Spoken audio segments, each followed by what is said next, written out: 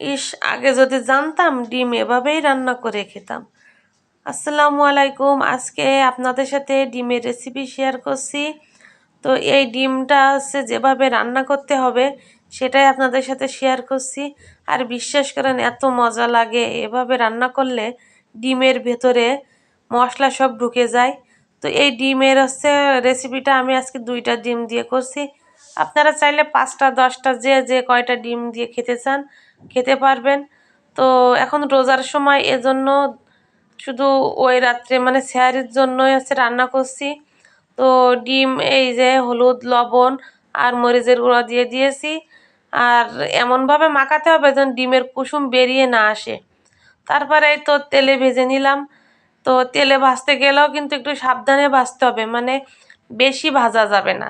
বেশি ভাজলে ডিমের খোসাটা শক্ত হয়ে যাবে, আর ছোট হয়ে গেলে ডিমের কুসুমটা বেরিয়ে আসবে। আর তখন রান্না করলে ডিমের কুসুম তরকারির সাথে মানে গুলে একেবারে সাদা সাদা হয়ে যাবে আর কি।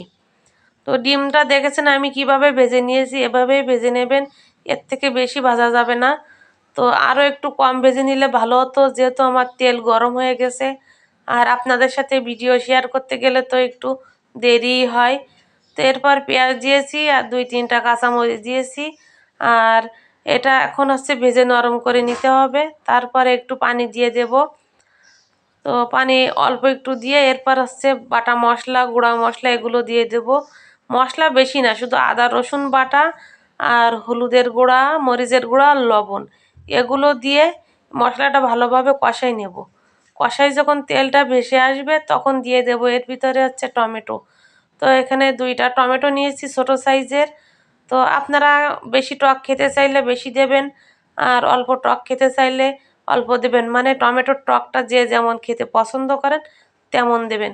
তো আমরা যেমন পছন্দ করি, আর যেহেতু 2টা ডিমের জন্য রান্না করছি ততটুক দিয়েছি। আর এরপরে এই যে বলক উঠে গেলে তারপর মানে ডিমটা দিয়ে দিয়েছি। দিয়ে বেশ 2-3 মিনিট রান্না হওয়ার পরে দিয়ে দেব গরম মশলা বাটা আর সাথে একটু জিরা বাটা। এই হচ্ছে দিয়ে দিয়েছি একটু মশলা।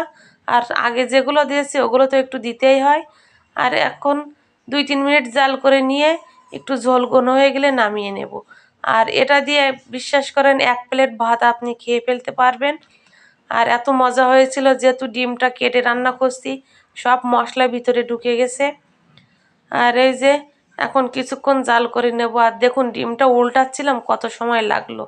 তো পরিবারে কিন্তু 2-1টা এরকম ঘাটতিরা লোক আছে। তো এরপর দেখুন এই যে ডিমের রেসিপি রেডি।